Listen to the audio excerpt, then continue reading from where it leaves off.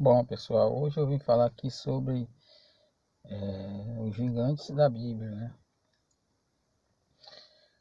né? Vamos começar aqui pelo Gênesis, né? Em Gênesis diz que os filhos de Deus viram que as filhas dos homens eram belas, tomaram para si, né?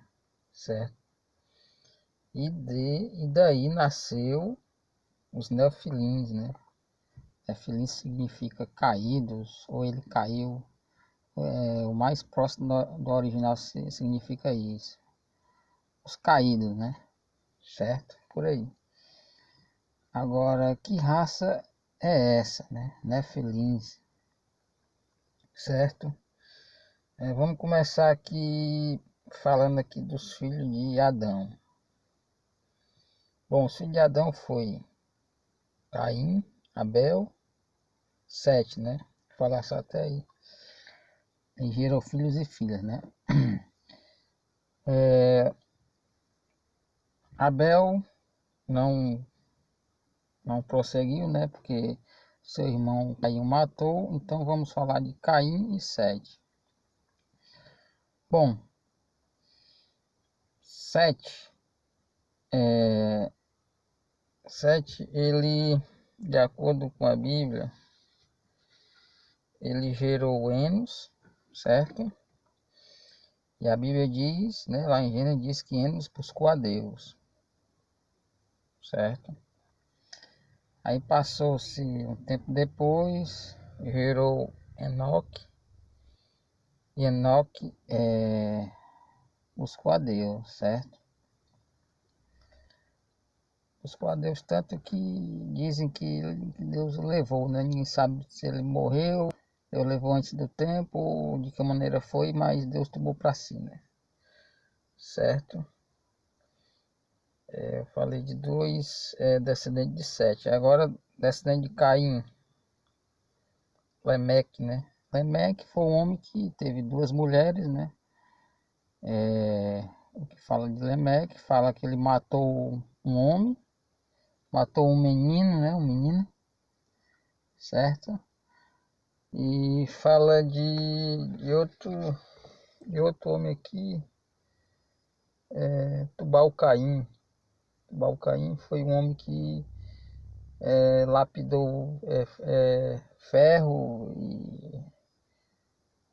e bronze, né?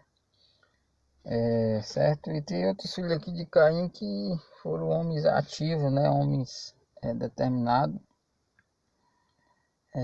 certo? E a gente observando aqui que os descendentes de Caim foram homens tanto determinados, né? Homens dispostos, como homens maus, certo? A gente tira aqui pro Lemeque, né? Certo? E Caim, sua descendência gerou homens bons, né? Pelo menos ali no começo, antes do dilúvio, certo? E esses vestígios aqui que eu tô vendo aqui, certo? E passando aqui para o historiador Flávio José, ele diz que Sete foi um homem bom, que viveu com simplicidade, certo? Isso é tradição oral, pessoal. Viveu com simplicidade e andava nos caminhos de Deus. Inclusive, ele diz que Sete dominava a ciência dos astros. Ele diz que os homens que passavam de 600 anos tinham muito conhecimento e a proximidade de Deus. Com isso, facilitou muito ele ter esses conhecimentos, né? Certo? Diz também que Abraão também tinha conhecimento dos astros, né? Que era descendente dos semitas, né? Que é a mesma linhagem de Sete. Mas aí eu não vou tocar nesse assunto agora, certo? E ele disse que Caim formou uma cidade, né? Isso antes do dilúvio.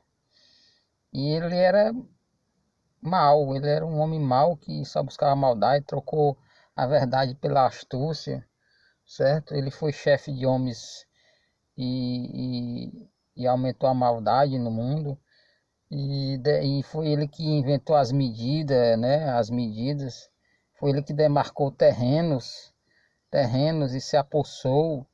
Ele que adquiriu bens dos outros, bens alheios, né, que nem fala Flávio José.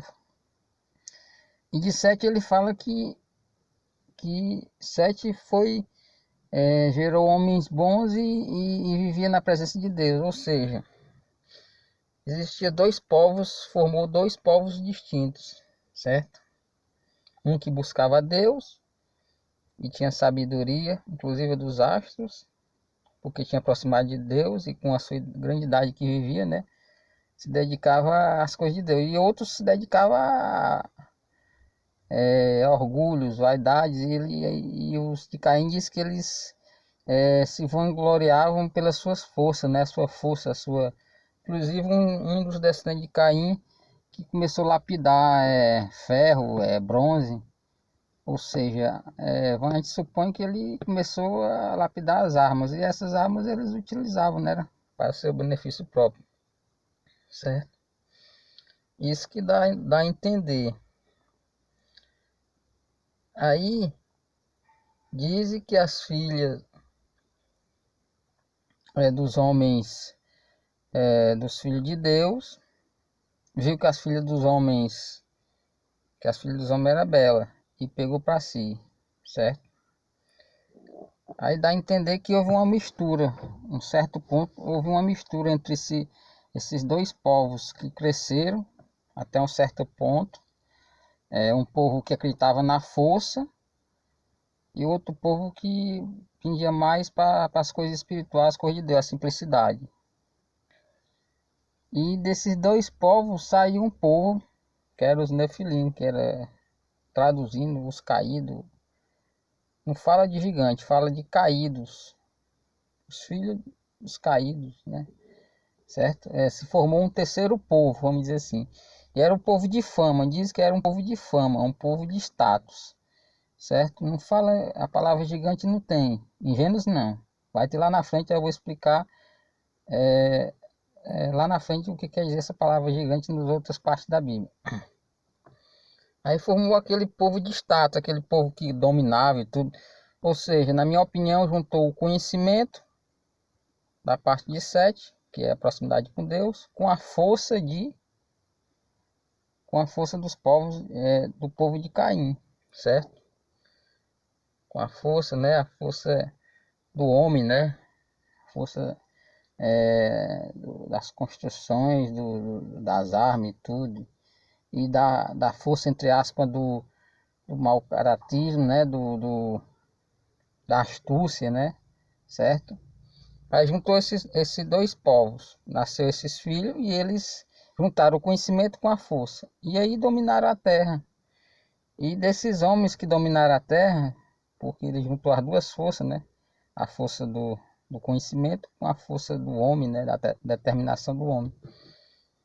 E ali eles comandaram a terra, certo? E a terra se corrompeu muito, porque seus pensamentos eram continuamente mal, era só maldade, certo? E daí são esses homens de fama do passado. Agora, sobre os gigantes, pessoal. A Bíblia fala lá na frente sobre gigantes, fala em números, alguns trechos lá na frente. Mas são gigantes da genética. Porque quando Deus fez o homem, isso na minha opinião, quando Deus fez o homem, Deus não fez o homem com a média de 1,80 m de altura, que nem é hoje. Com certeza eram homens altos, fortes. Por quê? Para nós, né? Porque era o oxigênio mais abundante, o alimento mais abundante, o alimento mais forte, tudo era mais forte. Então, não era só o homem que crescia muito, não, comparado a nós. Os animais também, tinha animais antes. Era um tatu, era quase do tamanho de um carro, certo? E os homens assim também, eram homens, sei lá, de 4 metros de altura, 3 metros, não sei, não dá para dizer, mas era com certeza muito mais alto do que nós. E esses que eles falam na frente, tem até um rei, que eu até me esqueci do nome dele, certo? Tem lá no livro de Números, livro de Josué, se eu não me engano, ele foi conquistar a terra, que tinha ainda descendente deles, ou seja, descendente genético. Assim como um homem nasce de olho azul, depois de umas 3, 4 gerações para frente, 5, uma família que só tem pessoas de olhos pretos, entendeu? Aí pode, aí a genética ainda continua, aquela genética até ir morrendo aos poucos, aquela genética daqueles homens fortes, grandes para nós, né? Foi morrendo aos poucos. Então, são dois gigantes, um, na minha opinião, criado, certo? Por que criado? Pronto, vou falar um pouco sobre o livro de Enoque. No livro de Enoque diz que há o gigante e tal e tal. Só que, pessoal, naquela época que foi feito o livro de Enoque, foi na época que os judeus se misturaram, estavam se misturando com os gregos. E os gregos têm uma mitologia, né, dos seus deuses, certo? Não estou dizendo que a mitologia dos gregos, tudo tem um fundo de verdade, mas não vem um caso agora, tá? Eu estou dizendo que tem um fundo de verdade a mitologia grega, tem sim, mas não vou comentar sobre isso agora. Então, há historiadores antigos que faziam uma mistura do grego, da mitologia grega, com os escritos judaicos. Aí quando começou a misturar, aí daí nasceu o livro de Enoque. Que inclusive na época, nenhum dos antigos judeus, até o Flávio José comenta que eles não acreditavam que os gigantes era aquele mito criado, né? Ele dizia que era uma mistura de grego com espécie de mistura de grego, dos gregos com judeu, entendeu? Mistura dos escritos judaicos com a mitologia grega. Ele deu a entender isso, não falou diretamente, mas deu a entender. E assim também eu entendi assim, certo? E o que eu tô falando aqui, eu juntei as peças, certo? E é isso aí, pessoal. O vídeo de hoje, viu? Valeu.